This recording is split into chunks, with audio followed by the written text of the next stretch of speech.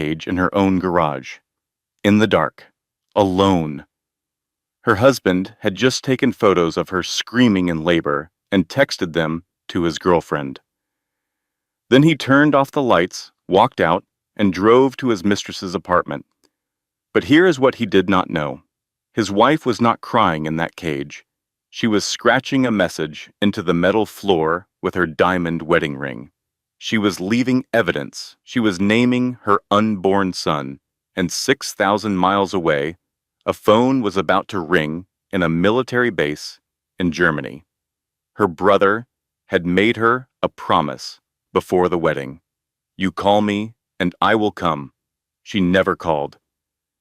But she had a backup plan, a tray of cookies, a note taped to the bottom, and an elderly neighbor who had been counting the days. What happened next will make you cry, scream, and cheer. This is the story of Emily Hartwell, and by the end, you will never forget her name. Value statement.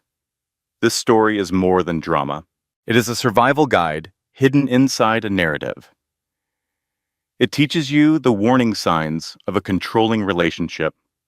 It shows you how isolation works, how abusers think, and most importantly, how one woman fought back with nothing but her intelligence and the people who refused to give up on her. If this story helps even one person recognize the signs and reach out for help, then every word was worth it. Now, before we begin, do me a favor. If you believe that stories like this need to be told, hit that like button right now. Subscribe if you have not already, and turn on notifications so you never miss one of these, and drop a comment telling me where you are watching from tonight. I read every single one. Share this with someone who needs to hear it. You never know whose life a story might save. Now, let us go back to the very beginning. The garage was pitch black. The only sounds were her breathing and the steady drip of something wet hitting concrete. Emily Hartwell pressed her forehead against the cold metal bars and tried to count the seconds between contractions. She had stopped being able to count somewhere around the 5th hour. Or was it the 6th? Time had dissolved into a cycle of agony and silence. Agony and silence, with nothing in between but the dark. She was 29 years old. She was 9 months pregnant, and she was locked inside a dog cage in her own garage, while her husband drove across town to spend the night with his girlfriend. A contraction seized her body, and she screamed. The sound bounced off the concrete walls and came back to her like a mockery. Nobody heard. Nobody was coming. The nearest neighbor was 50 yards away behind a privacy fence. And the garage was insulated because Brandon had wanted a quiet space to work on his cars. He had thought of everything. He always thought of everything. When the pain released its grip, Emily pressed both hands against her swollen belly and spoke to her baby. Her voice was raw, barely a whisper. Listen to me. Your name is Elijah. It means God is my strength. I am naming you right now, tonight, in this cage. Because you deserve a name. You deserve to know that your mama wanted you from the very first moment. And if we make it out of here, when we make it out of here, I will never stop fighting for you. That is my promise. That is my promise to you, Elijah. Another contraction hit.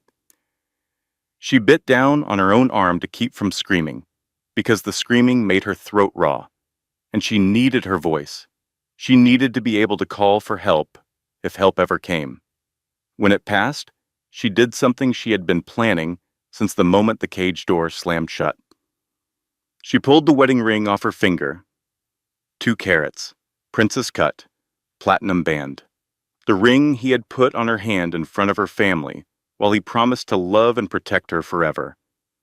The ring that represented every lie he had ever told. She pressed the edge of the diamond against the metal floor of the cage and began to scratch, letter by letter, in total darkness, using nothing but touch and fury and the desperate need to leave evidence in case she did not survive this night. Brandondidthis.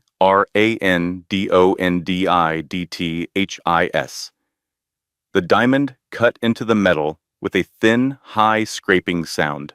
Each letter took her nearly a minute because her hands were shaking and the contractions kept interrupting her work. But she kept going. Tellyan. Her brother.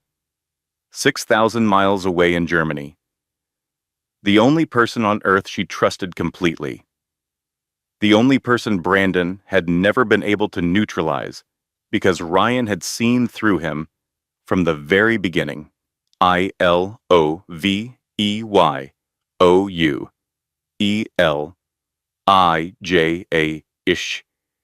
She set the ring down on the cage floor beside her. Her finger was raw and bleeding where the band had pressed into swollen skin.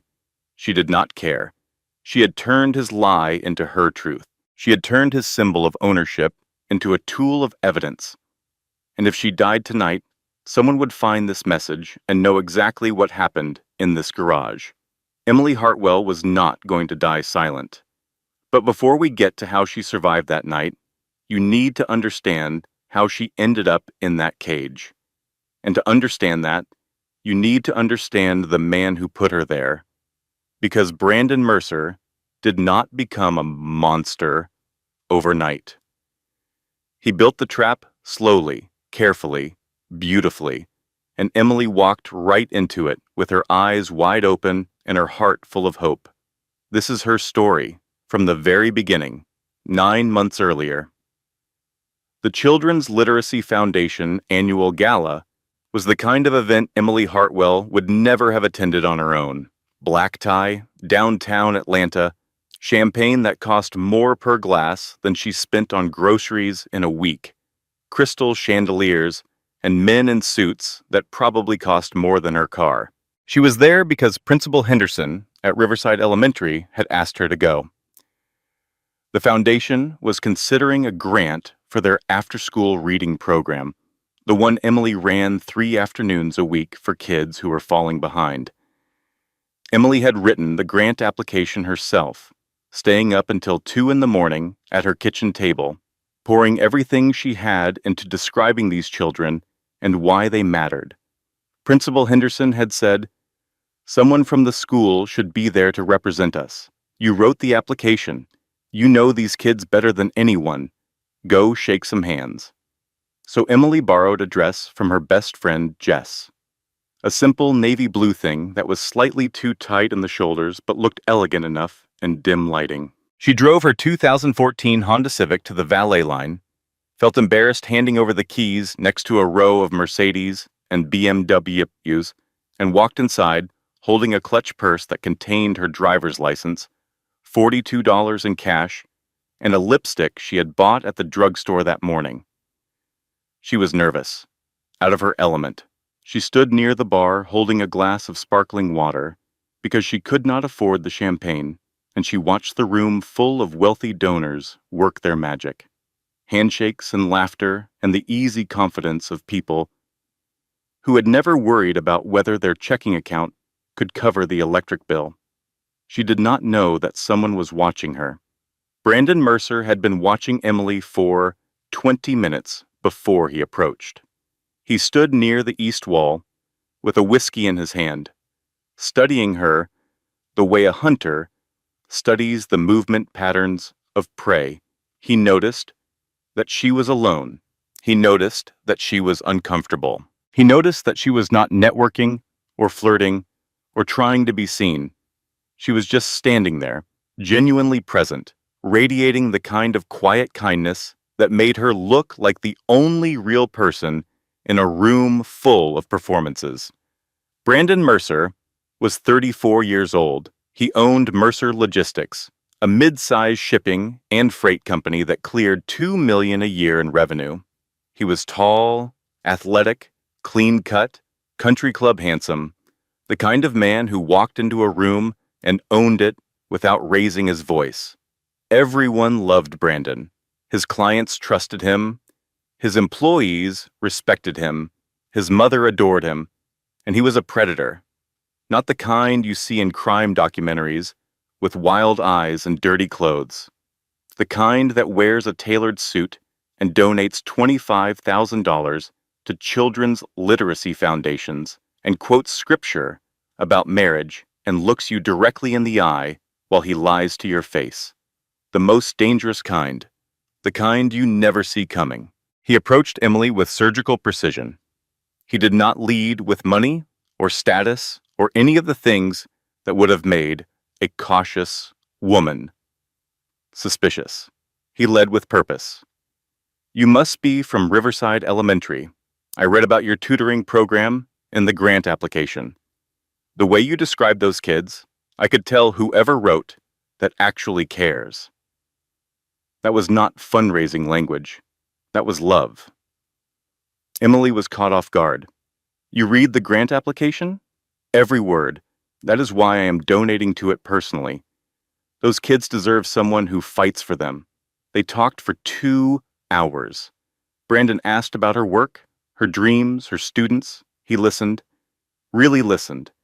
He nodded at the right moments, asked follow-up questions that showed he had been paying attention, remembered the names of the children she mentioned. He told her about growing up with a single mother. This was a half-truth. His mother, Catherine, had money, old money, country club money, but Brandon framed his childhood as humble. He told her about building his company from nothing. This was an exaggeration. His mother had given him a $200,000 loan to get started, but the story sounded good. It sounded real. It sounded like a man who had earned everything he had.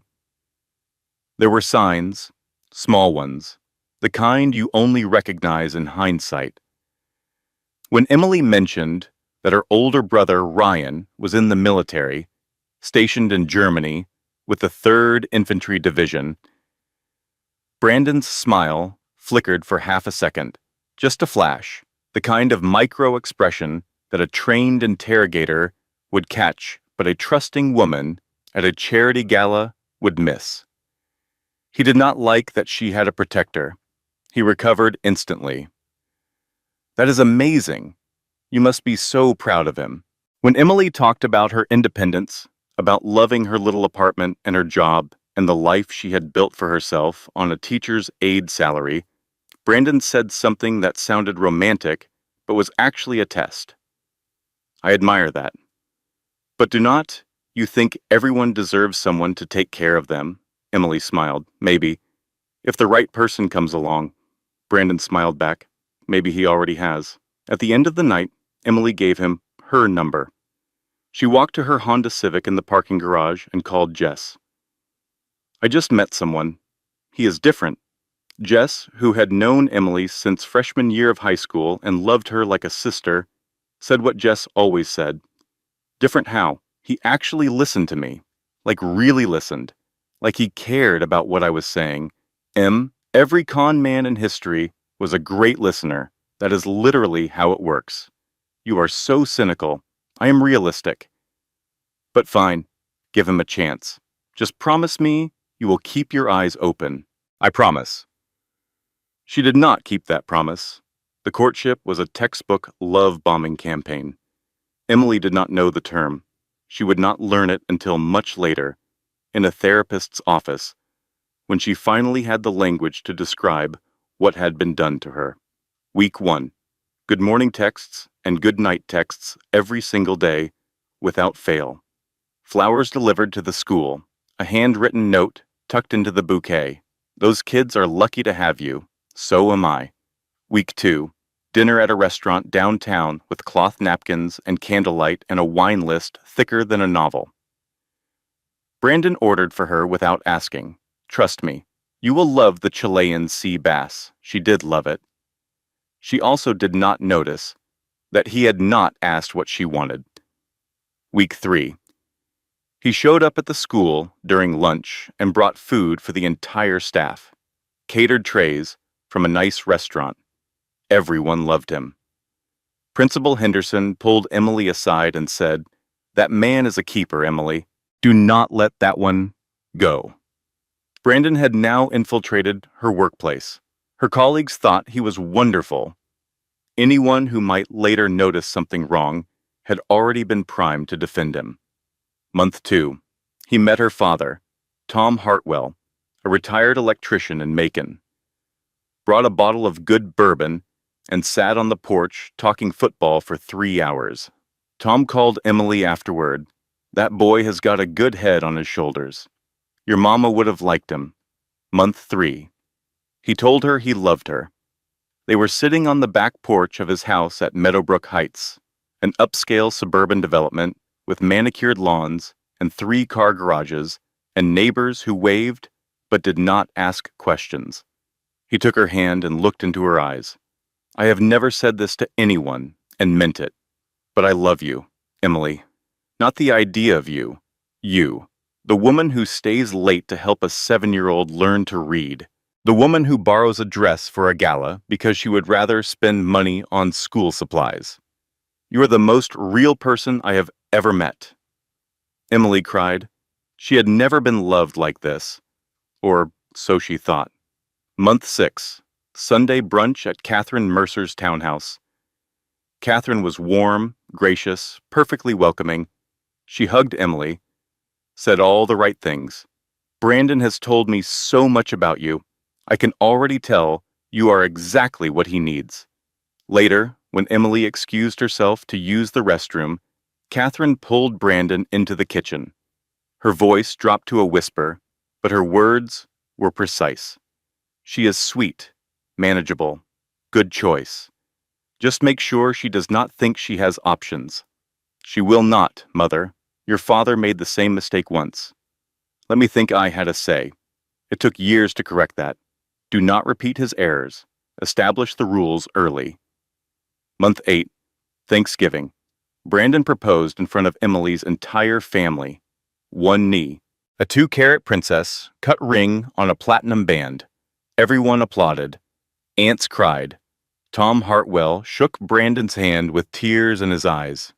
You take care of my baby girl. Brandon looked Tom directly in the eye. Sir, I promise I will protect her with my life.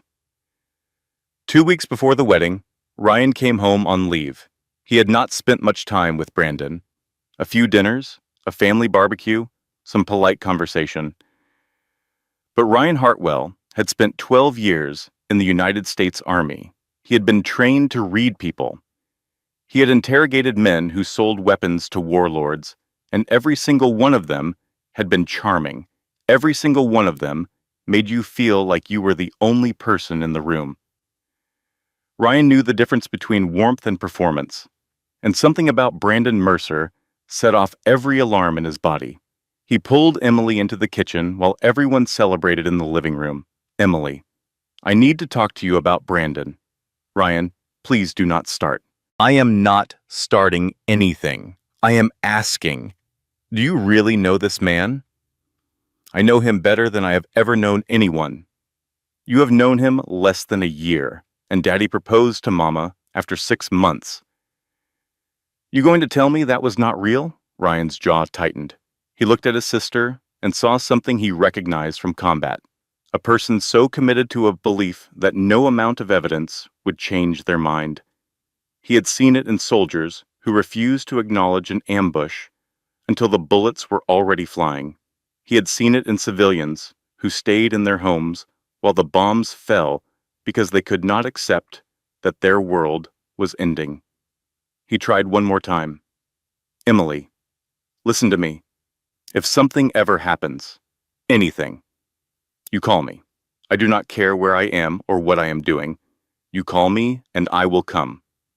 Do you understand? Emily rolled her eyes. You are being dramatic. Promise me. Fine. I promise. She meant it in the moment. The way you mean promises, you believe you will never have to keep. The wedding was small, intimate, and beautiful. Brandon cried when Emily walked down the aisle. His vows included a line that made everyone smile. You are mine now, Emily, and I protect what is mine. Everyone thought it was romantic. Ryan did not smile. He sat in the second row and watched Brandon Mercer's eyes and saw something that made his stomach turn. Possession, not love. Possession. That night, in the honeymoon suite, Brandon held Emily close, and whispered into her hair, "You are mine now, forever." She smiled against his chest. She thought it was the most romantic thing anyone had ever said to her. She did not understand yet that those words were not a promise of love. They were a declaration of ownership, and the cage was already being built around her. The changes started small. So small that Emily did not recognize them as changes at all.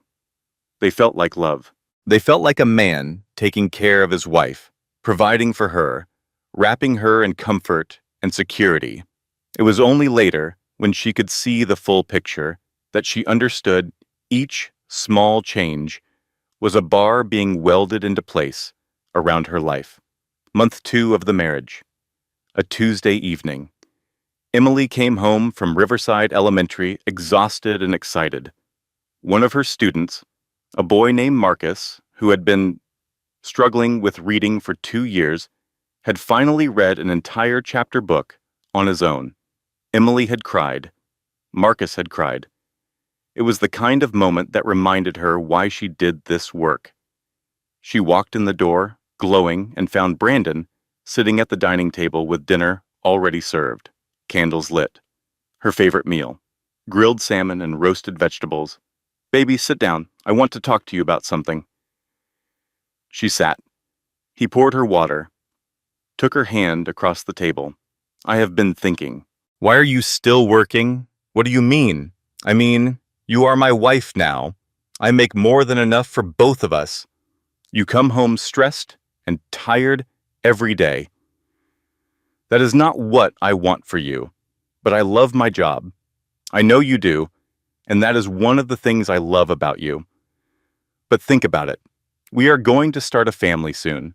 Would it not be better if you could focus on our home, on us, on building the life we have always talked about?" He squeezed her hand. "Let me take care of you, Emily. That is what a husband is supposed to do." Emily thought about it. She talked to Jess, who laughed and said, "Girl, if my man could afford to let me stay home, I would quit tomorrow." She talked to her aunt, who said, "That is what marriage is supposed to look like, sweetheart." She did not talk to Ryan because he was back in Germany, and communication was sporadic with the time difference and training schedule. Emily gave her 2 weeks' notice. Principal Henderson was disappointed but understanding.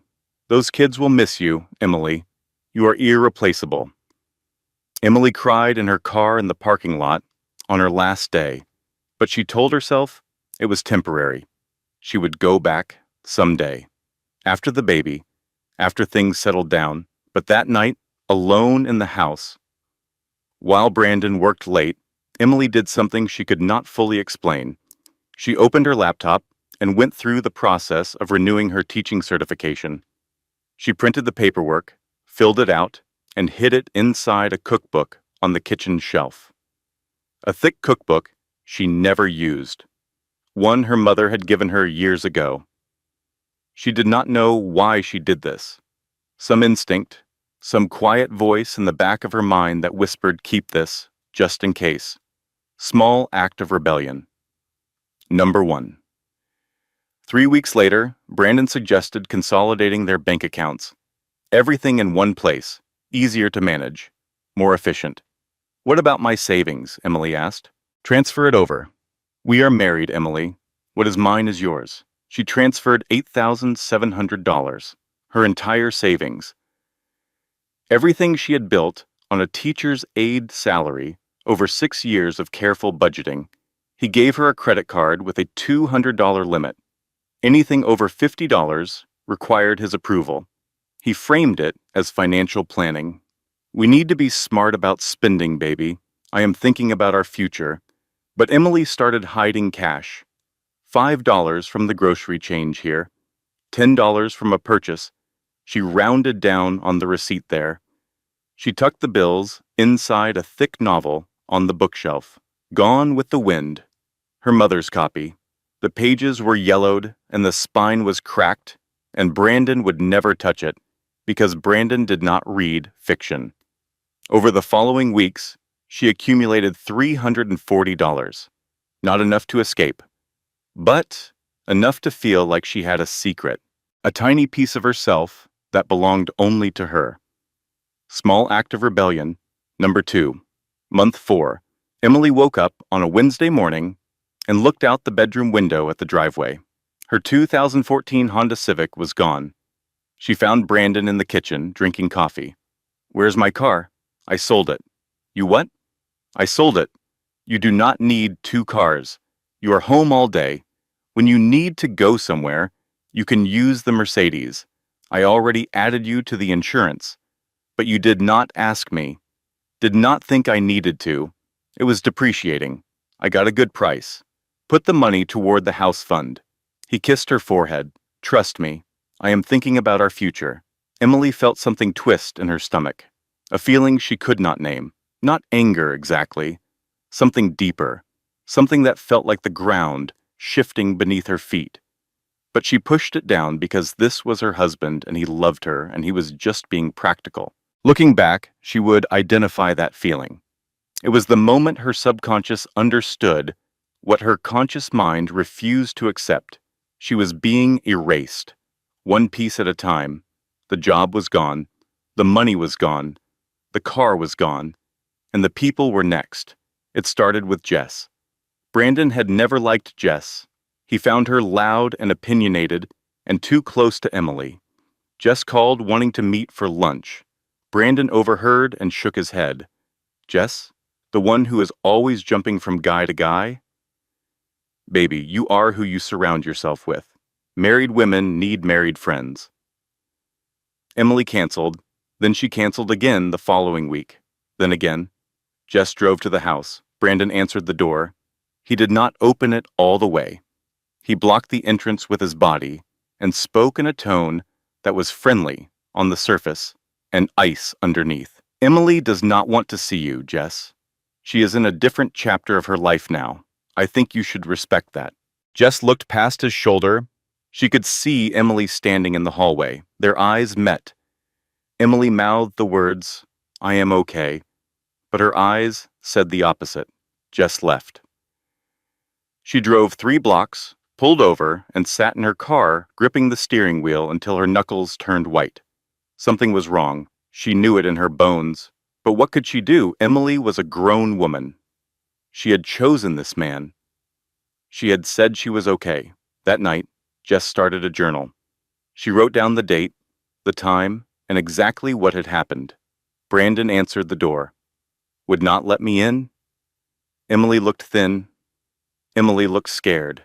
Emily mouthed, "I am okay," but her eyes said something different. She did not know what the journal was for. Not yet. She just knew she needed to document what she was seeing because someday someone might need to know. Over the next 2 months, the same thing happened with Emily's cousin, her church group, her book club. Brandon always had a reason, always delivered gently, lovingly, wrapped in concern. Your cousin is jealous of what we have. That church group gossips about everyone. You do not need that negativity. Book club meets on Thursday nights. That is our night. Within 6 months of the wedding, Emily Hartwell had no friends, no colleagues, no support system, and no way to contact the outside world without Brandon knowing. He had changed her phone passcode. He had installed a tracking app. He had told her it was for safety, so he always knew where she was in case of an emergency. She memorized Dorothy Miller's phone number. Dot was the elderly woman who lived next door. 68 years old, widowed, Southern to her bones. The kind of woman who sat on her back porch every afternoon drinking sweet tea and reading paperbacks and noticing things. Dot waved at Emily every morning through the fence. Sometimes they exchanged a few words about the weather or the azaleas. Emily never called the number. She was too afraid, but she locked it in her memory the way a prisoner memorizes the guard schedule. Just in case. Small act of rebellion. Number 3, month 7, a Tuesday afternoon. Emily realized she had not left the house in 4 days. She tried the front door. Locked. Key only from the inside. She tried the back door. Same. The garage door required a code she did not have. Every first-floor window had security locks that required a key. She tried to break a window with a table lamp. Reinforced glass. The lamp bounced off without leaving a scratch. Brandon had replaced all the windows on the first floor the month before the wedding. He had told her it was for energy efficiency. When Brandon came home that evening, he looked at the lamp on the floor beneath the window and said nothing for a long time. Then he walked upstairs and came back down, carrying the mattress from their bed. He dragged it to the guest room and locked the door. You sleep on the floor tonight. Maybe discomfort will teach you not to destroy my property. Emily lay on the cold hardwood floor of the bedroom in the beautiful 4-bedroom, 3-bathroom house with granite countertops and an oak tree in the backyard and security cameras covering every angle of the property, and she understood. The house was the cage. It had been the cage all along. The dog cage. In the garage. The one she had glimpsed under a tarp when she helped Brandon carry in groceries, that was just the smaller version. The honest version. The one without the granite countertops and the pretty wallpaper. She put her hand flat on the hardwood floor and felt the cold seep into her palm, and she told herself that she was going to survive this. She did not know how. She did not have a plan, but she was going to survive. Emily discovered she was pregnant on a Thursday morning in October. She sat on the bathroom floor, staring at the positive test, and felt two emotions collide inside her chest, like cars at an intersection. Joy, pure, overwhelming, biological joy. The kind that makes your hands shake, and your eyes fill, and your heart expand until it feels too big for your ribs. And terror, because she was trapped in a house with a man who controlled every aspect of her existence. And now there was going to be a baby. She told Brandon at dinner she had made his favorite, steak, medium rare, baked potato, green beans. She set the test on the table beside his plate. He picked it up, looked at it. His face went completely blank. You are pregnant. Yes, baby, we are going to have a baby. He stood up without a word, walked out of the room. She heard the garage door open and close. 20 minutes passed. She sat at the table with her dinner getting cold and her heart hammering and her hand on her belly where a life the size of a sesame seed was just beginning to form. He came back, stood in the kitchen doorway. His face had rearranged itself into something she almost recognized as concern but was actually calculation. Are you sure it is mine? The question hit her like a physical blow. She actually recoiled. How could you even say that? I have not been anywhere. I have not seen anyone. You know exactly where I am every minute of every day. Do not get emotional. I am being logical. That night, Emily could not sleep. She lay on the bedroom floor, which Brandon had still not returned the mattress to, and stared at the ceiling. Around midnight, she heard Brandon on the phone downstairs. His voice was low, but sound travels in a quiet house, and Emily crept to the top of the stairs and listened. Yeah, she is pregnant. I know. It is a complication. Pause. No, listen to me. After the baby comes, I will figure something out. Maybe she will have complications. Maybe we can work something out. I just need you to trust me. Pause. Yes, I love you. You are the only one? Well, love. She was just convenient. A placeholder, but you are everything. Emily's blood turned to ice. Every cell in her body went still. There was another woman. There had always been another woman. Emily had never been the love story.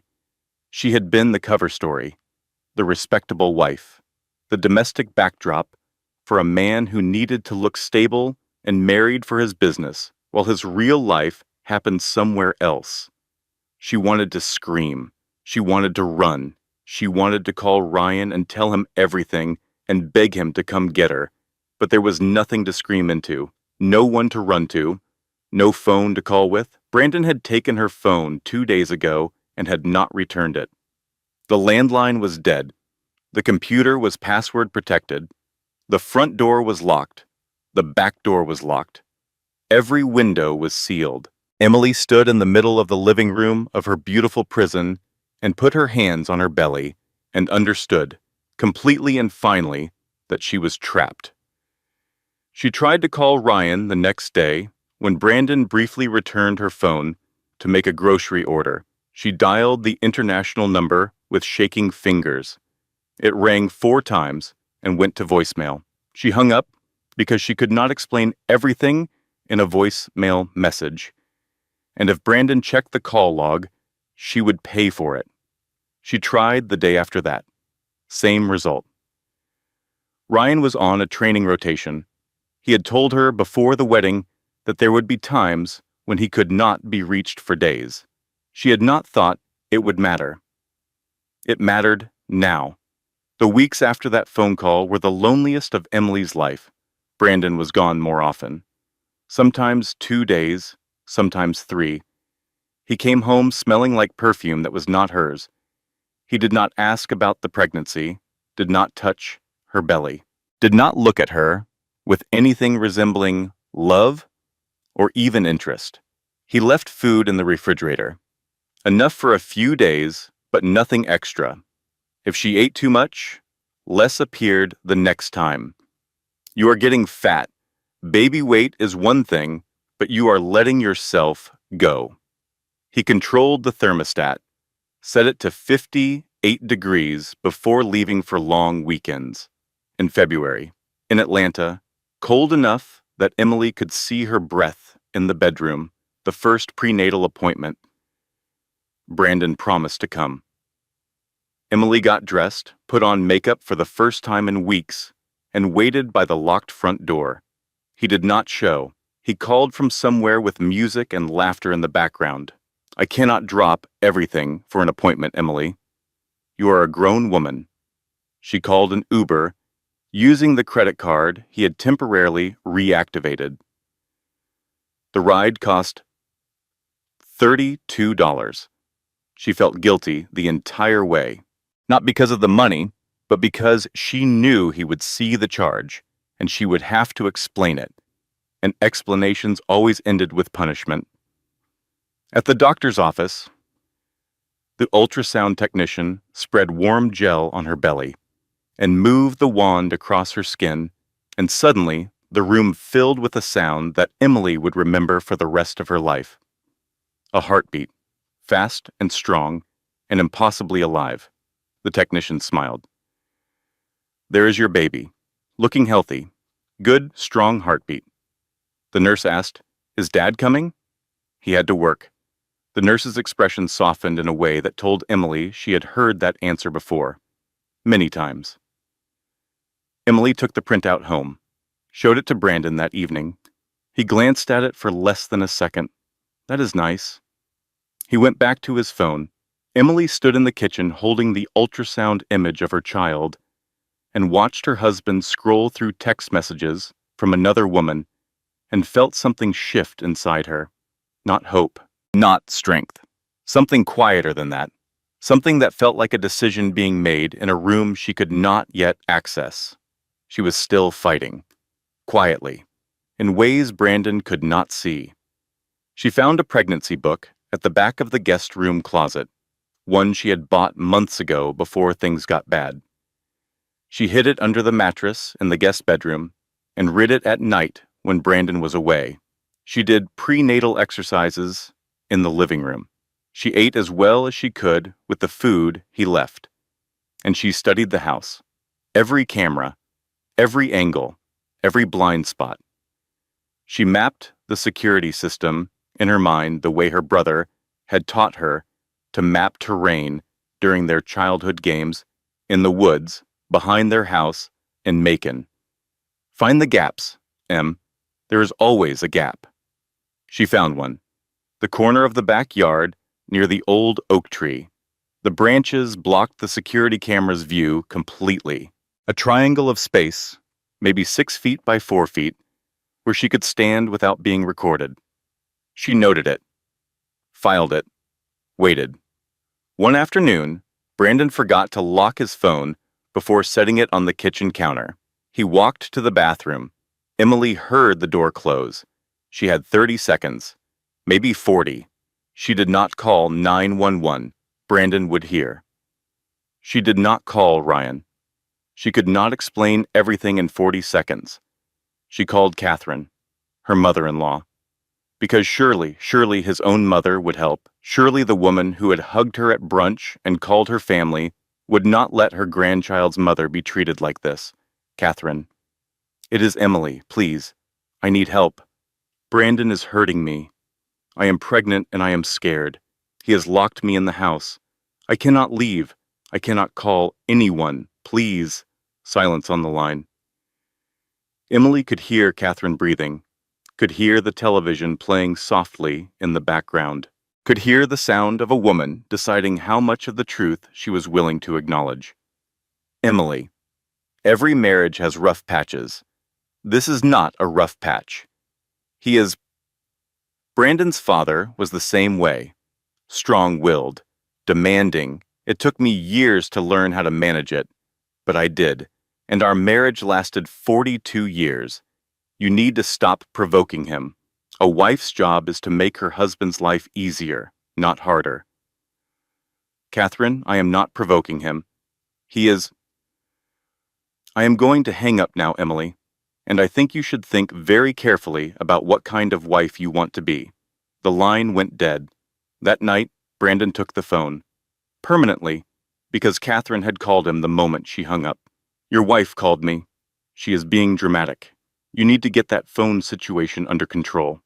Emily sat in the dark bedroom and put her hands on her belly and felt her baby move for the first time, a tiny flutter, like a butterfly trapped behind glass. And she thought about Dorothy Miller. Next door, behind the fence, in the blind spot by the oak tree, and she began to form a plan. But first, Emily tried one more thing. One more desperate attempt to reach the outside world. And it almost worked. Almost. She found an envelope in the kitchen drawer, a pen, paper, and she wrote a letter that would break your heart if you read it. 3 pages. Everything. The isolation, the locked doors, the cameras, the food rationing, the cold, the phone calls to another woman, the fear. She begged Jess to call Ryan. She begged her to call the police. She stuffed the $340 of hidden cash into the envelope because Jess would need it to make calls, buy a bus ticket, something, anything. Brandon had left for work and forgotten to relock the garage door. Emily walked through their garage, down the driveway, and placed the letter in the mailbox. She raised the little red flag. The mail carrier came at 2:15 in the afternoon. Brandon would not be home until 6. She had time. For 3 days, Emily felt something she had not felt in months. Hope. The letter was gone. The mail carrier had taken it. Help was coming. Jess would read it and call Ryan, and Ryan would come, and this nightmare would finally end. On the 4th day, Brandon came home early. He walked through the front door holding the envelope. Unopened. Emily's legs gave out. She grabbed the kitchen counter to keep from falling. The Ring doorbell does not cover the mailbox, but the motion sensor camera I installed on the garage Eve last month does. I watched you walk that envelope out on my phone, called the post office, intercepted it before it left the local branch. Benefits of being a known businessman in the community. He opened the letter, read it aloud in a mocking voice that turned her desperation into entertainment. He counted the hidden cash. $340. That is what your freedom is worth to you? That is actually kind of sad, Emily. He burned the letter in the kitchen sink, pocketed the cash. Then he grabbed her arm. Hard, hard enough that she felt the bone compress, hard enough that a bruise began forming before he even let go. He looked at the bruise on her skin with an expression that was not anger or guilt, but satisfaction, like a craftsman inspecting his work. See what you made me do? If you had just behaved, I would not have to correct you. Emily lay in bed that night, rubbing the bruise on her arm with one hand and cradling her belly with the other. Every escape route she had tried had led back to him. The phone call to Catherine, the letter to Jess. Every way out was sealed, but she did not break. Not all the way, because the plan was still forming. The oak tree, the blind spot, the neighbor, the phone number she had memorized months ago, Dorothy Miller, Grammy Dot, the woman who noticed everything from her porch. 3 weeks after Brandon intercepted the letter, Emily was cleaning the guest bedroom. It was one of her daily tasks. Brandon expected the house spotless, every surface dusted, every floor swept, every room inspection ready, as if he were running a barracks rather than a home. She opened the nightstand drawer to dust inside it and found something. A single earring, gold hoop. Small, delicate, expensive, not her style, not anything she had ever owned. She showed it to Brandon that evening, holding it up between two fingers like a question mark. Whose earring is this? Brandon barely looked at it. Previous owners. House was staged when I bought it. Probably fell behind the drawer. Emily accepted the explanation, put the earring back, moved on. But here's what she did not know. That earring did not belong to any previous owner. It did not belong to Megan Cross either. It belonged to a woman named Tasha Kincaid, a woman Brandon had been seeing for 8 months. A woman he texted the same words he texted Megan. Baby, you are the only one. She means nothing to me. The earring had fallen from Tasha's ear on a night she spent in the Mercer guest bedroom while Emily was locked in the master bedroom upstairs. Emily had been 12 feet above her husband's other woman and had not known it. That earring was a time bomb, and it would detonate at exactly the right moment, but not yet. 3 days later, Emily heard a car pull up to the house. The doorbell rang. Brandon was supposedly at a job site. He had left the front door unlocked because he was coming back within the hour to pick up a briefcase he had forgotten. Emily opened the door. A woman stood on the porch. Early 30s, brunette, beautiful, dressed in clothes that probably cost more than Emily's entire wardrobe. She drove a BMW. She stood with the confidence of a woman who believed she owned the world and everyone in it. She looked Emily up and down, the kind of look that starts at the swollen belly and ends at the unwashed hair and makes its judgment in between. So, you are the wife. Who are you? I am Megan Cross. I am the woman your husband actually loves. I have been with him for 3 years, before you, during you, and I will be here long after you. Emily's legs went weak. She reached for the doorframe to steady herself. This was the voice from the phone call. The voice that had said she was a placeholder, a convenience. Megan walked inside without being invited. She moved through the house, touching furniture, running her fingers along surfaces, commenting on the decor like a buyer at an open house. He told me about the baby. That was unfortunate. He never wanted children. I made sure of that on my end. I am smart enough to know a baby is a chain, not a blessing. Get out of my house. Megan laughed. Your house? Honey, this is Brandon's house. You are just staying in it, temporarily. Then she saw something, the thick copy of Gone with the Wind on the bookshelf. She picked it up and flipped through it casually, the way a bored person pages through a magazine. The remaining bills Emily had saved again, $87 tucked between pages, fluttered to the floor. Megan raised an eyebrow, looked at the money on the ground, looked at Emily. Squirreling away escape money? That is adorable. Please. Emily's voice cracked. Please do not tell him. Megan bent down and collected the bills. She straightened up and looked at Emily, and for 1 second, something crossed her face. She saw the bruise on Emily's arm, faded to yellow, but still visible. She saw the hollow eyes, the pregnant belly straining against a shirt that was too small because Brandon had not bought her maternity clothes, the bare feet because Brandon had taken her shoes after the last escape attempt. Something flickered in Megan's eyes. Recognition, pity, maybe even a flash of fear. A thought that whispered from somewhere deep in her subconscious, "This could be me." Then it was gone, buried under 3 years of lies and ego and the desperate need to believe she was different. She was special.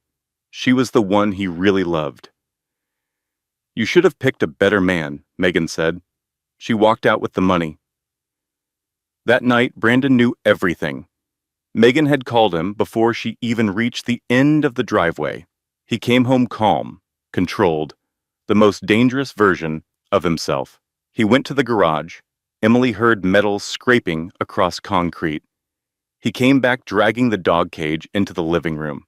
It was enormous, built for dogs, over 100 pounds, heavy gauge steel. A padlock hanging from the door. He set it in front of the couch where Emily was sitting and opened the cage door. The hinges creaked. "You see this? My German shepherds used to sleep in here. Beautiful dogs, obedient, loyal. They never tried to run because they understood where they belonged." He let the silence do its work. Let her stare into the dark interior of the cage. Let her imagine herself inside it. "If you ever try to hide money from me again, try to contact anyone, try to leave, this is where you sleep. Not the bedroom, not the floor. This, do you understand?" She nodded. "Say it. I understand. Good girl." He dragged the cage back to the garage. Emily sat frozen on the couch with her hand on her belly and realized that he had just told her the ending. He had just shown her his plan. He meant to put her in that cage, not as a threat, as a promise, but in showing her, he had also given her information. And Emily filed that information away because that is what survivors do. They collect data. They map the terrain. They find the gaps. She went to the backyard the next day, stood in the blind spot by the oak tree, and whispered through the fence, "Dot, it is Emily, from next door." She heard a chair creak, footsteps on a wooden porch. Then Dot Miller's face appeared at the fence. 68 years old, widowed, sharp-eyed, kind-hearted, the kind of woman who had lived long enough to recognize trouble when she saw it. "Honey, what is wrong?" "Dot, I need you to listen to me very carefully. I cannot explain everything right now, but I need you to remember a phone number. Can you do that?" "Of course I can." "If I disappear, if you do not see me for more than 2 days, I need you to call this number. Tell the man who answers that his sister needs him. Tell him to come immediately. Can you remember that? Honey, let me call the police right now. I can see you are—" "No." Emily's voice was fierce, despite the whisper. "If you call the police, he will know. And he will hurt me before they get here. Please, Dot. Just the number. Just remember the number." Emily recited Ryan's phone number. Dot repeated it 3 times. Then Emily did something brilliant. She baked a tray of cookies. She had done this before. Handed treats to Dot over the fence. The cameras had recorded it multiple times. It looked normal. Routine. Just a neighbor being neighborly. But this time, taped to the bottom of the tray, was a folded note. Ryan's number, Emily's full name, and one sentence: "My husband is holding me prisoner. If something happens to me, this man is my brother. Call him." Dot took the tray, felt the paper taped underneath, looked at Emily through the fence with eyes that said, "I understand." Brandon reviewed the camera footage that evening. He saw Emily handing cookies to the neighbor. He thought nothing of it. That tray of cookies was the most important thing Emily Hartwell ever made. Month 8 of pregnancy, 3 weeks before the due date, Brandon had become careless, not because he was less cruel, but because he was distracted. Megan Cross had become more demanding. She wanted more of his time, more of his attention, more evidence that she was the priority. He left for a business trip on a Friday morning, really a long weekend in Savannah with Megan. He kissed Emily's forehead on the way out the door like a man leaving for a normal day at the office. Be good. I will be back Monday. He walked to his car, drove away, and forgot to lock the back door. Emily discovered this at 6:17 in the morning. She stood in the kitchen, staring at the back door handle, and her hand was shaking so badly she could barely grip it. She turned it. The door opened. Cool morning air flooded in. She moved fast, grabbed shoes, the only pair he had not taken, old sneakers from the back of the closet, a jacket. She did not pack anything else, did not take food or water or a change of clothes. Every second she spent inside the house was a second she might lose. She walked through the backyard, through the gate, also unlocked. She was outside. For the first time in months, she stood on a public sidewalk and breathed air that was not trapped inside the walls of her prison. The sun was coming up. The sky was pink and gold, and the air smelled like wet grass and car exhaust and freedom. She walked. 8 months pregnant, she waddled more than walked, but she was moving. 1 block, 2, 3. She did not know where she was going. She just knew she was going away. 5 blocks from the house, a car pulled up beside her. Brandon's Mercedes. He rolled down the window. His face was calm, relaxed, almost amused. Emily's entire body went cold. He was not in Savannah. He had never been going to Savannah. He had left the doors unlocked on purpose, parked his car around the corner, sat in the driver's seat watching the tracking app on the phone he had returned to her the week before. An act she had thought was kindness, but was actually a leash. Get in the car, Emily. No. He did not raise his voice. He did not get out of the car. He spoke quietly, casually, the way you might tell someone the time. Get in the car, now. Across the street, a man was walking a golden retriever. A jogger passed on the sidewalk. Cars drove by. People existed. Normal life was happening 20 feet away. Help was right there. Emily opened her mouth to scream. Brandon spoke before the sound could leave her throat. If you say one word, I will have you committed. I know a psychiatrist. I have been documenting your episodes for months. Paranoid delusions, violent outbursts, suicidal ideation. I have text messages. I have a journal. I have photographs of the broken window and the lamp you threw. By the time I am done, no judge in Georgia will let you near that baby. You will never hold your child, ever. Do you understand what I am telling you? The man with the golden retriever walked past. He glanced at the Mercedes, at the pregnant woman on the sidewalk, and smiled. Good morning. Beautiful day. Emily got in the car. Back at the house, Brandon moved with the efficiency of a man who had planned for this exact scenario. He took her shoes, all of them. Every pair in the house. He took her jacket. He took the key to the backyard gate. He installed a padlock on the bedroom door from the outside. You had your chance. You chose wrong. That night, he made a phone call on speaker, in front of Emily, deliberately. Megan's voice filled the room like poison gas. Should I tell her what we have decided? Megan asked. Go ahead. After the baby is born, Brandon is filing for full custody. His lawyer has been building a case for months. Your mental health history? Oh, wait. You do not have one? Do not worry. We have been creating one. Brandon has been documenting your paranoid episodes, your violent outbursts, your refusal to take medication. By the time we are done, No judge in Georgia will let you near that child. That is all lies, Emily said. Her voice was shaking, but she said it anyway. Brandon leaned forward. Prove it. You have no friends to testify for you, no employment history for the past year, no medical records because you have not seen a doctor in months. It is my word against yours. And I have a $2 million company, a lawyer on retainer, and a documented file of your mental instability. You have nothing. Emily, shaking. Why did you even marry me? Brandon answered without hesitation. Because Megan did not want to get married. She wanted to focus on her career. And I needed a wife. Clients trust a stable married man. My mother was asking when I would settle down. You were perfect, sweet, naive, easy to control. You looked good at company events. You served a purpose. You never loved me. Brandon almost laughed. Love. I needed a home base. Someone to cook and clean and look respectable. You filled the role. Then Megan again, casual, as commenting on the weather.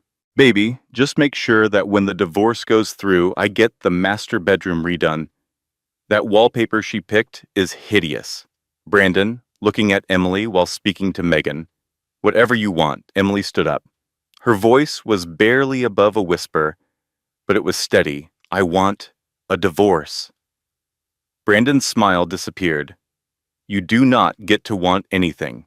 You have no money, no car, no job, no friends, no shoes. Where are you going to go, Emily? Your father with the bad heart who cannot handle stress? Your brother in Germany? You are not going anywhere. You're going to stay right here, keep your mouth shut, and wait until I decide what to do with you. Emily sat on the bedroom floor that night. No shoes, no phone, no money, no way out. The man who had imprisoned her planned to steal her baby and discard her like packaging. She put her hands on her belly. The baby kicked, hard, like a fist punching through the darkness. Emily whispered to herself and to her son, No, I am not done. I am not done yet. What she did not know was that Dorothy Miller had been counting the days. 2:47 in the morning. February 23rd. Emily woke to pain so sharp it took her breath away. Not the dull ache she had been feeling for days. This was different. This was a fist closing around her entire body.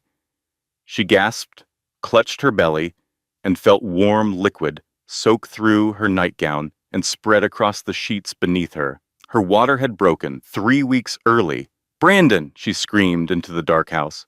Brandon, help! The baby is coming. She rolled off the mattress, which he had finally returned to the bedroom frame weeks ago, and stumbled to the door.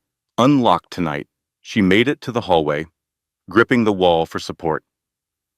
A contraction hit at the top of the stairs, and she doubled over, her fingers white on the banister, her body trying to tear itself apart. When it passed, she made it downstairs. A light was on in the living room. Brandon was there, sitting on the couch, fully dressed at 2 in the morning, slacks, button-down shirt, shoes. Like he was going somewhere, or had just gotten home. His phone was on the coffee table. On speaker, Megan's voice filled the room. I do not care what you promised, Brandon. You said you would be here tonight. You said we would go to Hilton Head this weekend. But no, you are still there playing house with... Emily appeared at the bottom of the stairs. Soaked, pale, shaking, her nightgown clung to her legs. Brandon, I am in labor. We need to go to the hospital. Now. Brandon looked at her, then looked at his phone. Megan's voice. Is that her? Yeah. She says she is in labor. Is she really? Or is she being dramatic for attention? Emily doubled over. A contraction ripped through her, and she screamed. The sound filled the house. Raw and animal and unmistakable. No one could fake that sound. No one would choose to make that sound. Brandon, please. Something is wrong. The contractions are too close together. We need to go now. Megan's voice came through the speaker, cold and clear, like a verdict being read.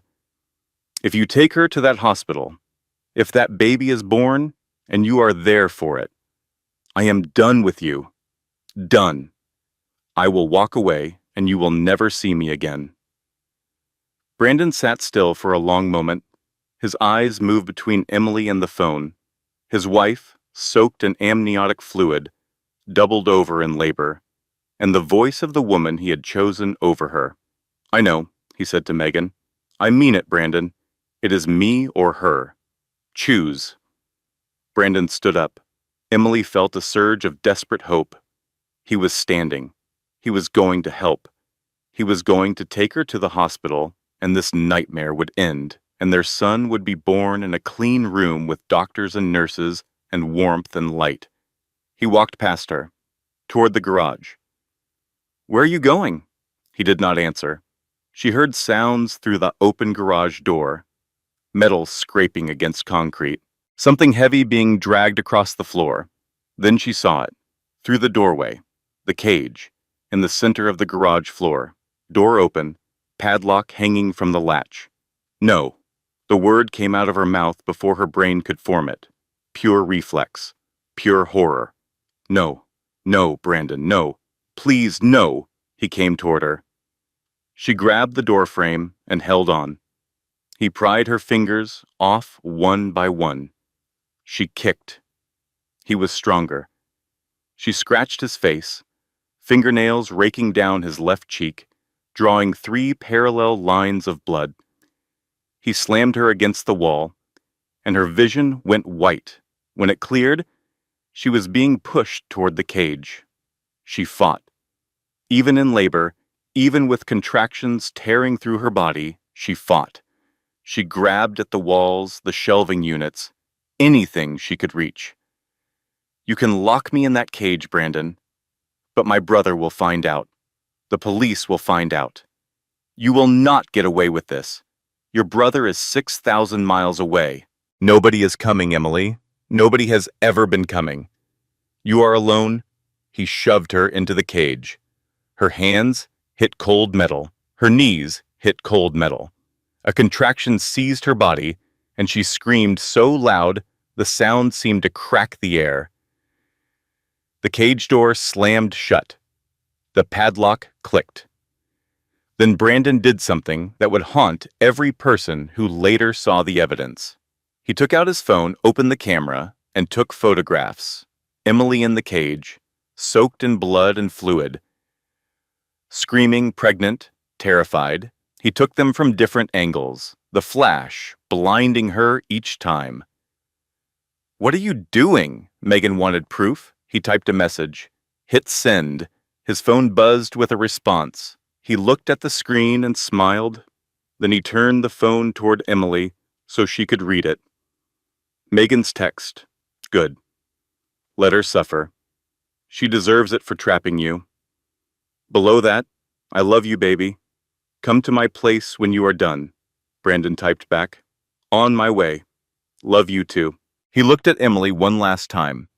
She was on her hands and knees in a dog cage, in labor, bleeding, gripping the bars with white knuckles. He looked at her the way you look at furniture. You are planning to throw away. You are not ruining my life tonight. He hit the light switch. The garage went black. She heard his footsteps cross the floor, the door closing, the lock clicking. Then his car starting.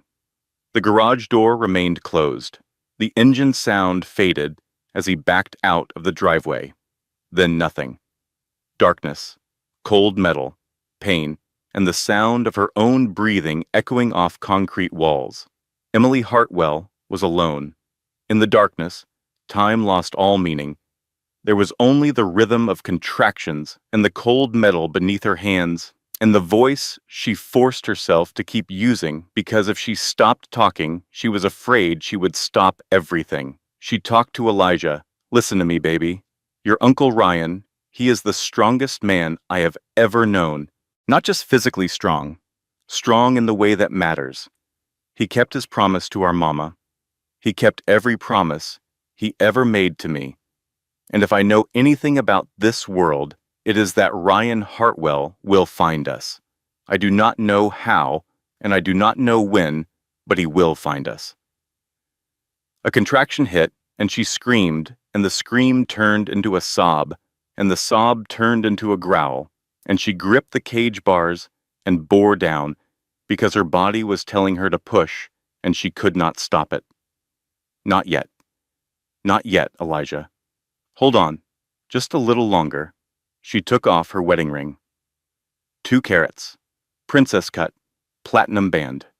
The ring that represented every lie Brandon Mercer had ever told. She pressed the diamond edge against the metal floor and began to scratch, letter by letter. Between contractions, in complete darkness, navigating by touch alone. Brandon did this. "Tell Ryan, I love you, Elijah." She set the ring down, pressed her palms against the cold floor, closed her eyes even though it made no difference in the dark, and waited. 6:08 in the morning. Dorothy Miller's house. Dot had not seen Emily in 3 days. She had been counting. She noticed the Mercedes leaving late at night and returning in the early morning hours. She noticed the lights in the Mercer house were off at times when Emily usually had them on. She noticed the silence that had settled over the property like a held breath. 3 days. That was what Emily had said. "If you do not see me for more than 2 days." Dot went to her kitchen drawer. Found the note she had kept since the day Emily handed her those cookies. Unfolded it. Read the phone number. Read the one sentence underneath. "My husband is holding me prisoner." Dot picked up her phone and dialed. Grafenwohr, Germany. 12:08 in the afternoon local time. Ryan Hartwell was walking across the base toward the mess hall when his phone rang. Atlanta area code. Unknown number. He almost did not answer. He was tired, he was hungry, and unknown numbers from back home usually meant spam. Something made him answer anyway. "Hello? Is this Ryan, Emily's brother?" "Who is this? My name is Dorothy Miller. I live next door to your sister. She told me to call you if she disappeared. I have not seen her in 3 days. Something is very wrong at that house." Ryan stopped walking. The mess hall, the base, the soldiers passing by, all of it disappeared.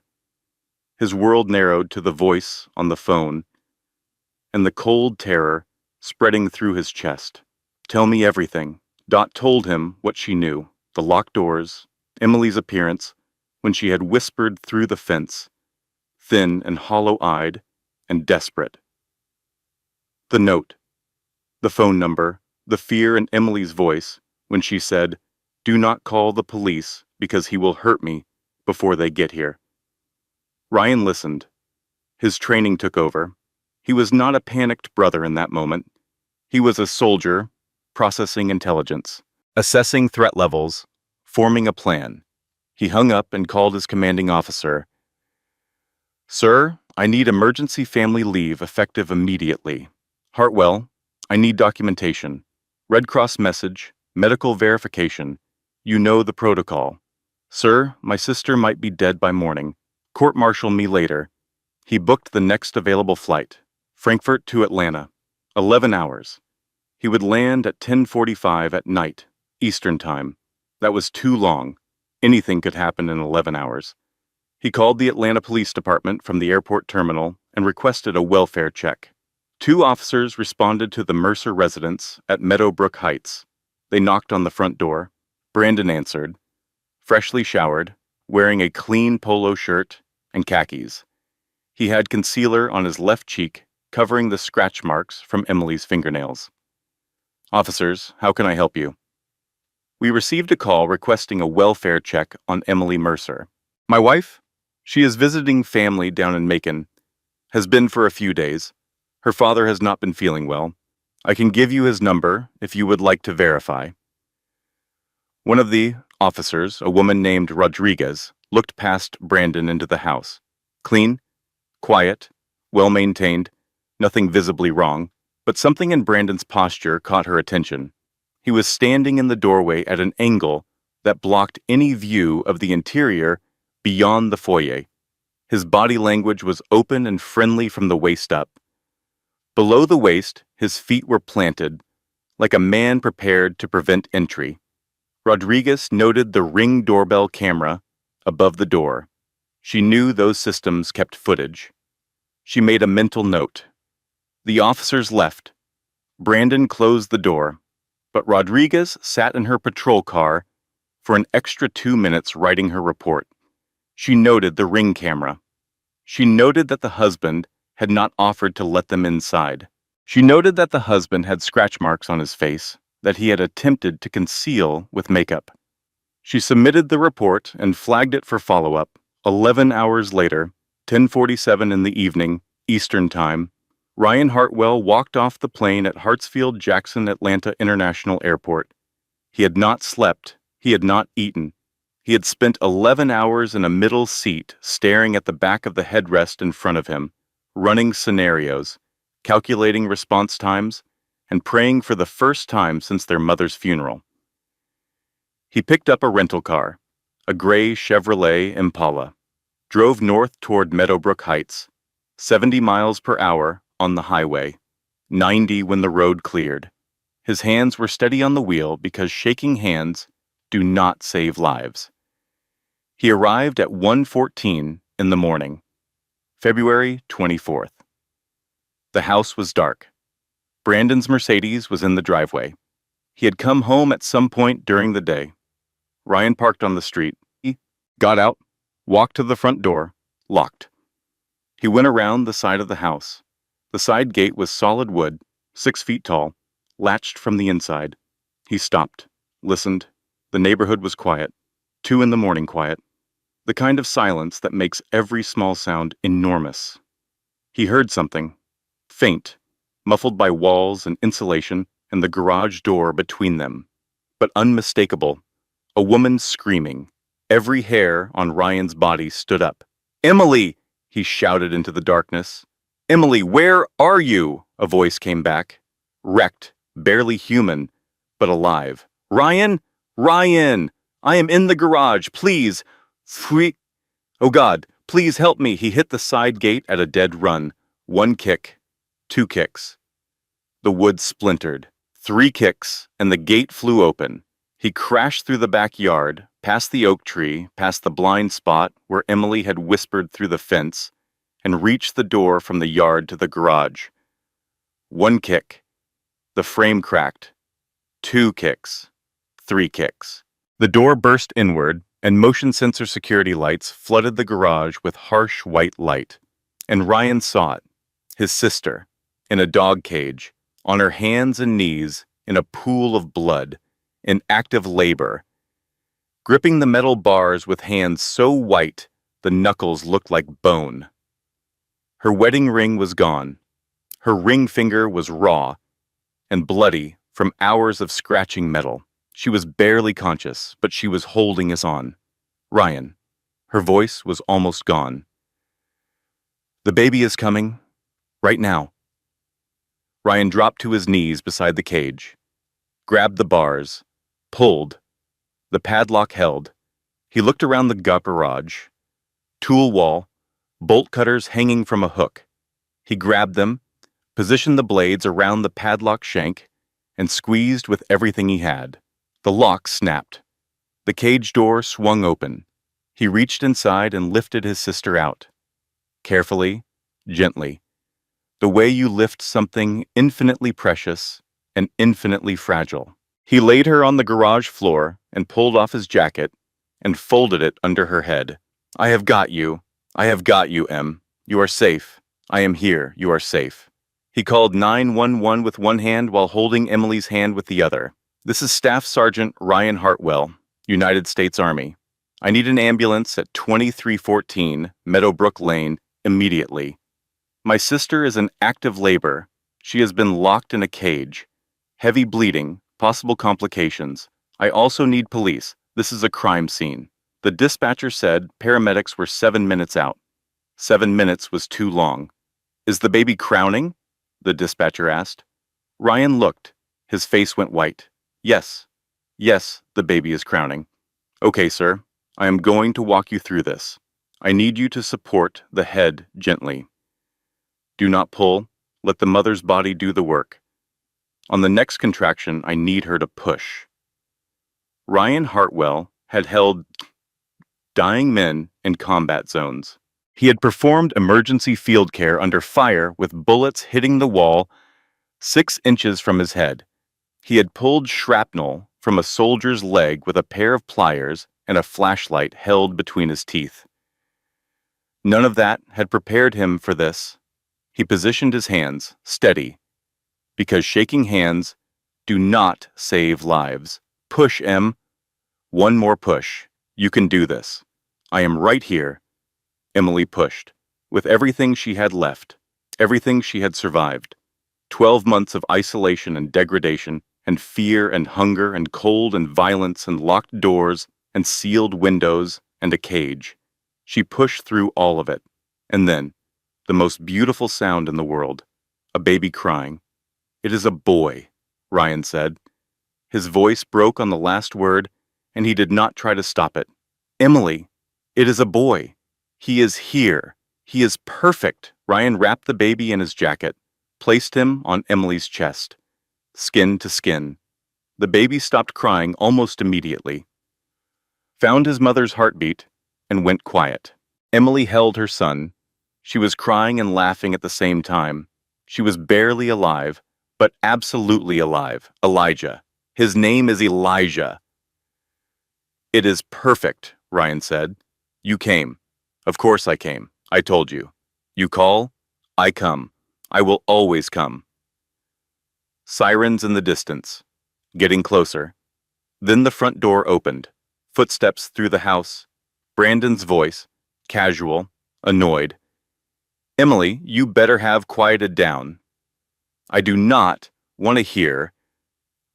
He appeared in the garage doorway, saw the broken lock, the open cage, Emily on the floor holding a newborn, Ryan standing over them, blood on the concrete.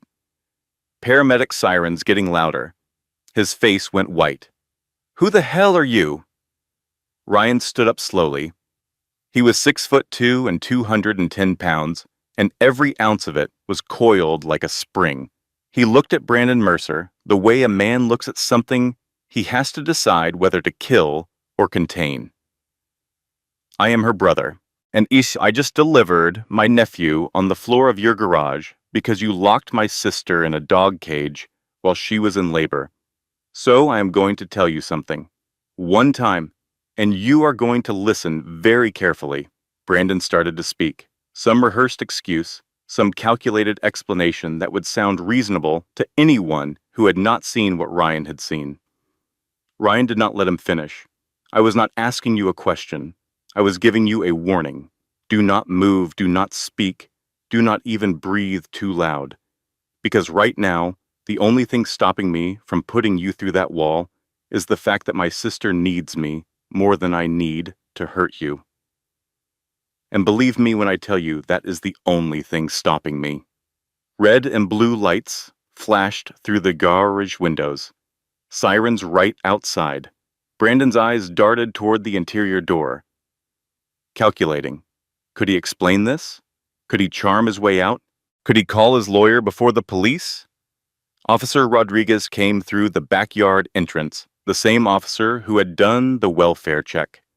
The same officer who had noticed the scratch marks on Brandon's face and the blocked doorway and the ring camera.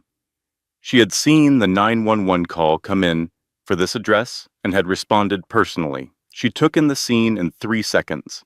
The cage, the blood, the padlock, the newborn, the scratched message on the cage floor that was now visible in the light. Sir, Rodriguez said to Brandon, put your hands where I can see them. This is my house. She is my wife. This is a domestic. Put your hands where I can see them. Now, Brandon Mercer was handcuffed.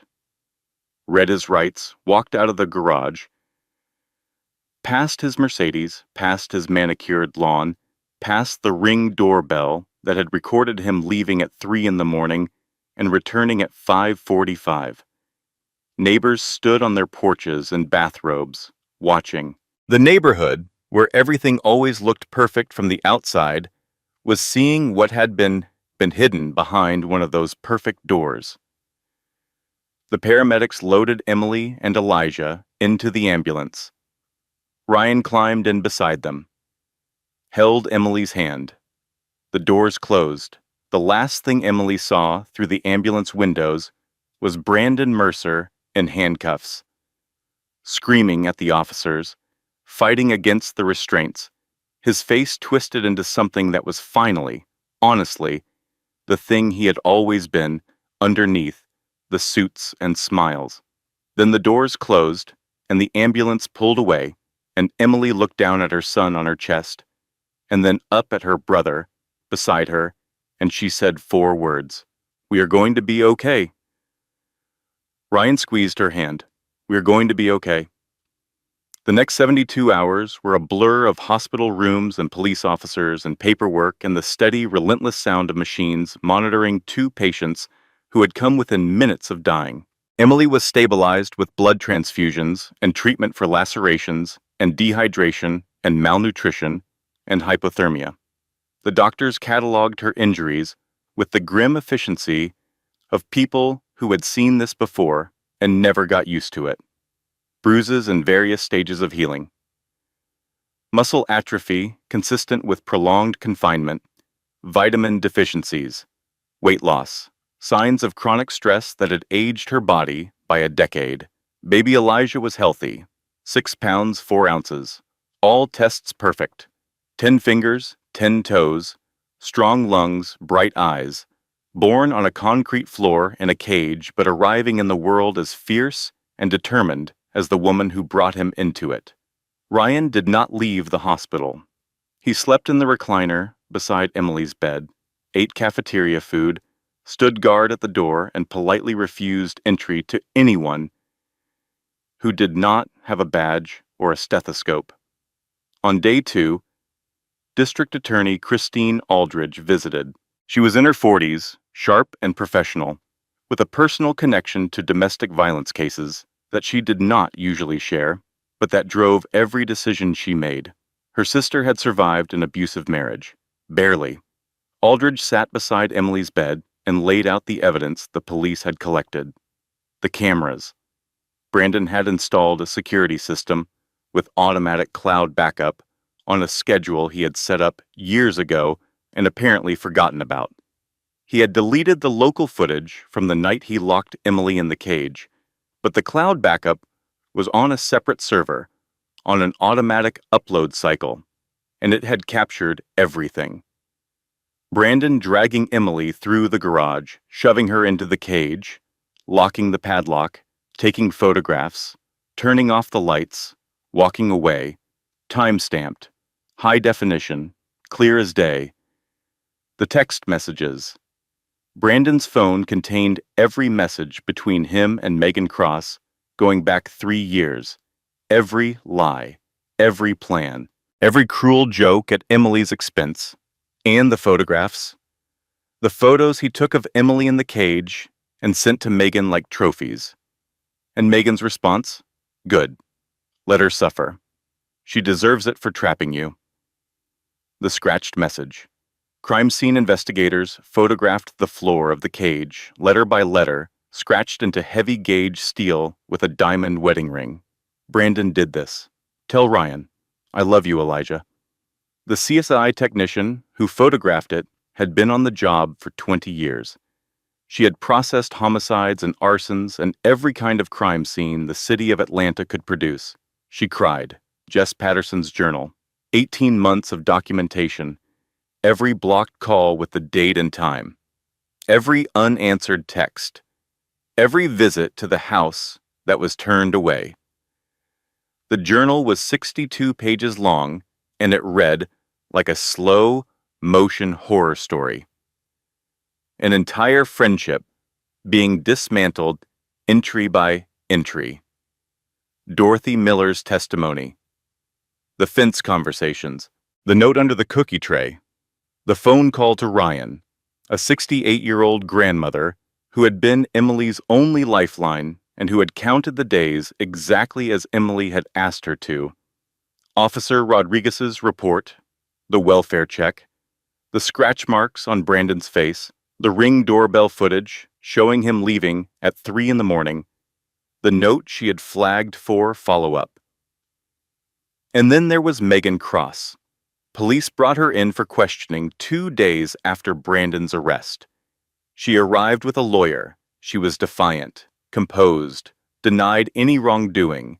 I had no idea what was happening in that house.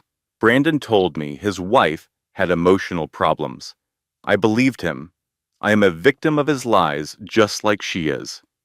The detective across the table nodded, slid Brandon's phone across the table, opened to a text thread, not the text with Emily, not the cage photos, not Megan's response to those photos. Something else entirely. Text messages between Brandon and a woman named Tasha Kincaid, going back 8 months, the same language, the same promises, the same lies. Baby, you are the only one I love. Megan means nothing to me. She is just convenient, a placeholder. But you are everything. Megan stared at the screen. The color drained from her face in real time, like watching a sunset in reverse. That is not. He told me I was the only one. There are messages here, going back to last June, the detective said. He told this woman the exact same things he told you. Word for word. Megan's composure shattered. She had been special. She had been the one, the love of his life, the woman Brandon would eventually leave his wife for. 3 years of her life invested in that belief. She was not special. She had never been special. She was just another version of Emily. Manipulated, lied to, used. The only difference was that Megan had helped destroy another woman based on those lies, had encouraged a man to lock his pregnant wife in a cage, had texted, "Let her suffer," while Emily hemorrhaged on a concrete floor. And the earring, the gold hoop Emily had found in the guest bedroom nightstand months ago. It was Tasha's. From a night she had spent in the Mercer house while Emily was locked in the bedroom 12 feet above her. Megan broke. Full cooperation. She told the police everything.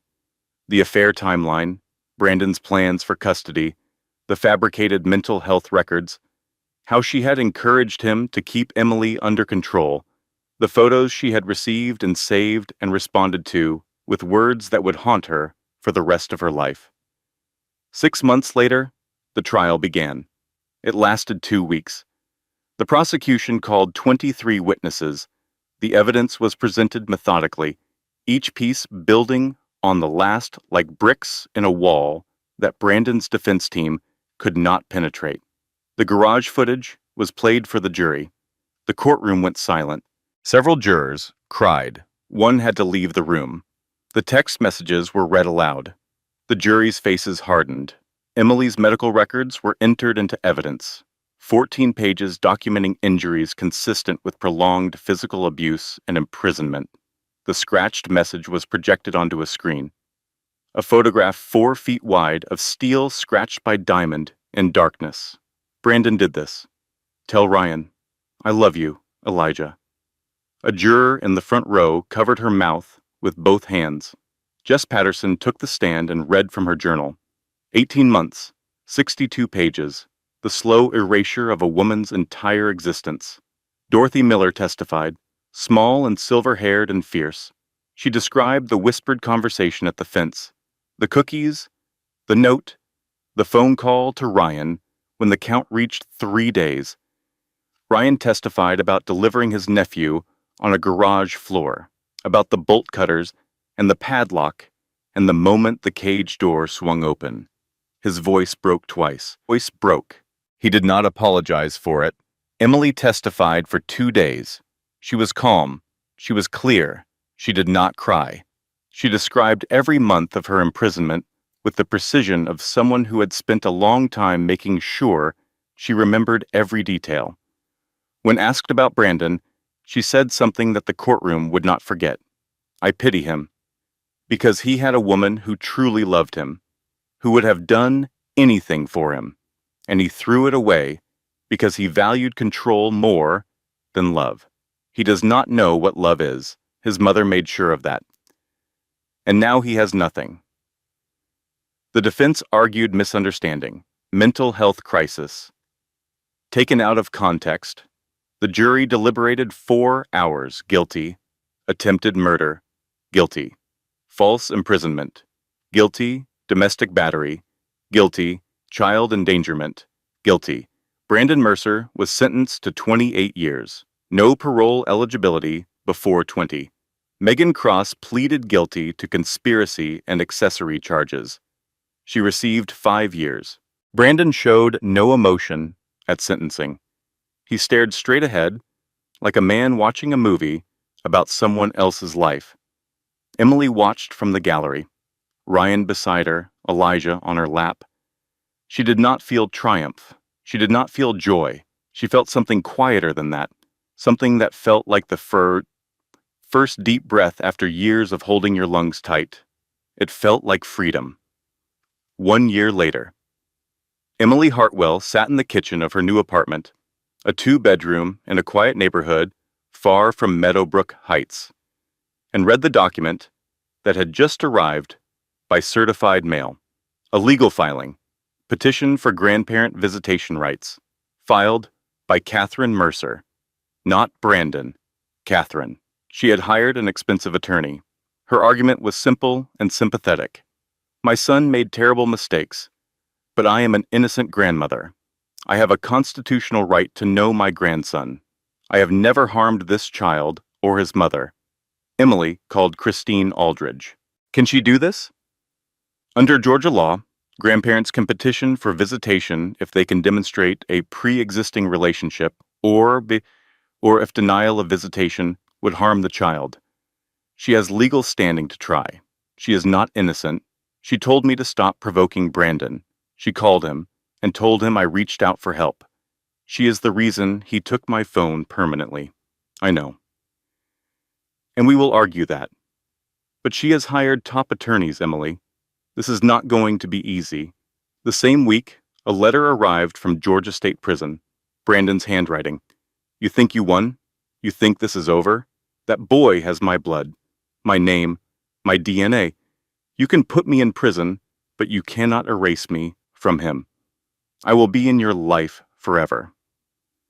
Every birthday, every school play, every holiday, you will have to explain to him why his father is in prison.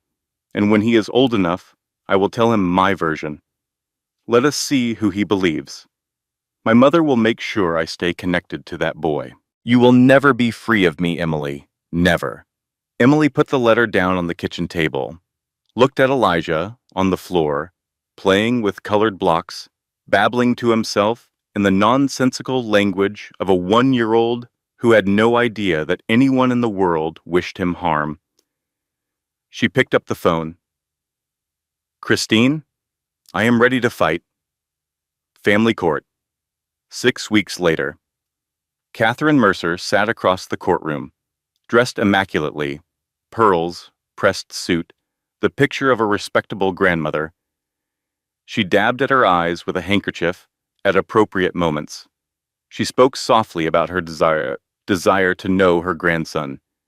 Emily's team presented their case.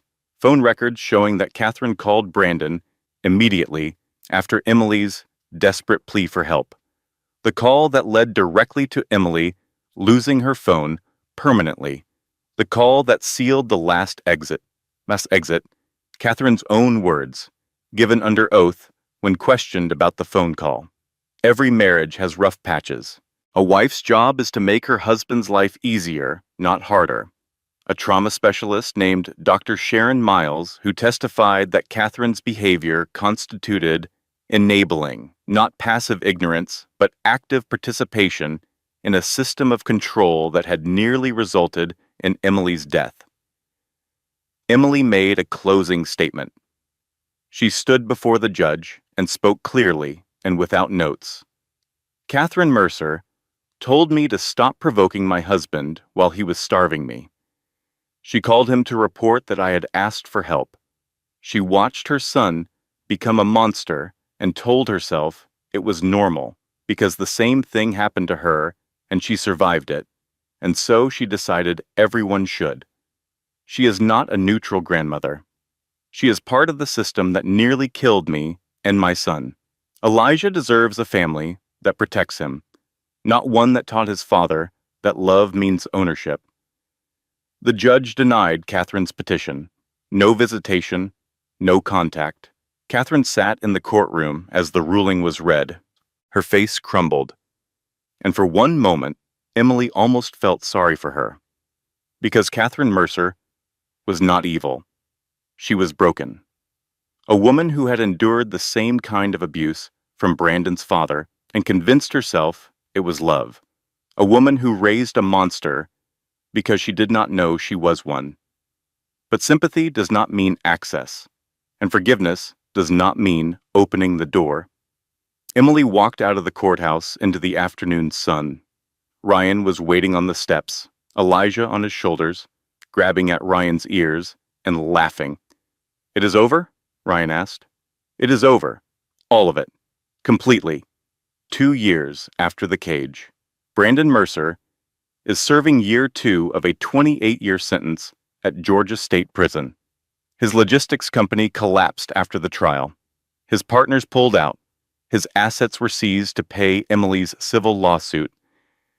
He sits in a cell that is approximately 4 feet by 8 feet, not much bigger than the cage he put Emily in.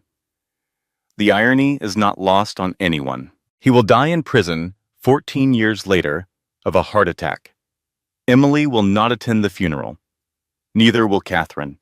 Megan Cross was released after 3 years for good behavior. She moved to a different state, changed her name, disappeared from public life. One night, 2 years after her release, an anonymous post appeared on a domestic violence survivors online forum. "I helped a man destroy his wife. I told myself she deserved it. I told myself I was different. I was not. She did not deserve any of it. And I have to live with that for the rest of my life." Emily read the post one night while scrolling through the forum. She did not know it was Megan. Catherine Mercer, after the petition was denied, retreated into silence. 3 years after the trial, she wrote Emily a letter. "I am sorry. I failed you. I failed my son. I failed myself. I told you to endure what I endured because I could not admit that my own life was a lie. I do not expect forgiveness. I just need you to know that I know." Emily read the letter. She cried. She did not respond, not because she was cruel, but because she understood that forgiveness does not require reopening the door to people who helped build the cage. Jess Patterson reconnected with Emily the day after the rescue and never left again. She became the volunteer coordinator at a place called Elijah's Promise. Her journal, the one she had kept for 18 months, the one that documented the slow disappearance of her best friend, is now used in training materials for domestic violence advocates. It teaches them how to document when a friend disappears, how to keep records, how to be the kind of person who refuses to accept the answer "I am okay" when the eyes say the opposite. Dorothy Miller became Elijah's honorary grandmother. Grammy Dot. Every Sunday, she brings an apple pie to Emily's house, a small 3-bedroom in a quiet neighborhood where the doors have regular locks and the windows open easily and no one monitors the cameras. Elijah called her Grammy Dot before he called almost anyone else by name. Staff Sergeant Ryan Hartwell finished his service after 15 years, moved to a house 10 minutes from Emily's, became the father figure Elijah would need, teaches him to throw a football, to change a tire, to be kind to animals and respectful to everyone and strong in the way that matters. One rule above all others: real men protect. They never control. And Emily Hartwell stands in the lobby of Elijah's Promise, the nonprofit resource center she founded for pregnant women in abusive relationships, emergency housing upstairs, medical clinic, legal aid, therapy services, and a children's playroom downstairs. Funded by donations and a federal grant, she applied for herself, writing the application at her kitchen table the same way she once wrote the grant for Riverside Elementary's reading program. With love, with purpose, with the bone-deep understanding that words on a page can change lives, a young woman walks through the door, pregnant, bruised, terrified, looking around the lobby the way a trapped animal looks at an open cage door, not quite believing it is real. Emily walks to her, smiles. Not the broken smile of a woman pretending to be okay. The real smile of someone who survived the unsurvivable and came out the other side. Hi, I am Emily. You are safe here. I did not know where else to go. You came to the right place. I know exactly what you are going through, because someone helped me once, and now it is my turn. She leads the young woman inside, glances back through the lobby window. Ryan is outside with Elijah, now 2.5 years old, on his shoulder. Grammy Dot is getting out of her car with a pie. Jess is inside setting up chairs in the community room, laughing at something on her phone. Emily looks at her family. Not the family she was born into, though they are there. Not the family she married into, which tried to destroy her. The family she built from the wreckage, assembled from loyalty and courage, and a tray of cookies with a note taped to the bottom. She thinks about the woman she was, the woman in the cage, scratching letters into metal with a diamond ring in the dark. And she thinks about the woman she is now, standing in the light, holding the door open for someone who needs it. People ask me how I survived. Emily says to no one in particular, to everyone, to the story itself. I tell them the truth. I did not survive because I was brave. I survived because on the worst night of my life, locked in a cage, bleeding in the dark, I made my son a promise. And I do not break my promises. Not anymore. Not ever again. She walks back inside. The door stays open. It will always stay open. This content was carefully researched, developed, and manually edited by our team to deliver meaningful stories with valuable life lessons. Every narrative is crafted to entertain, inspire, and empower our audience. We believe that great stories can change lives, and we are committed to bringing you content that matters. Thank you for being part of our community.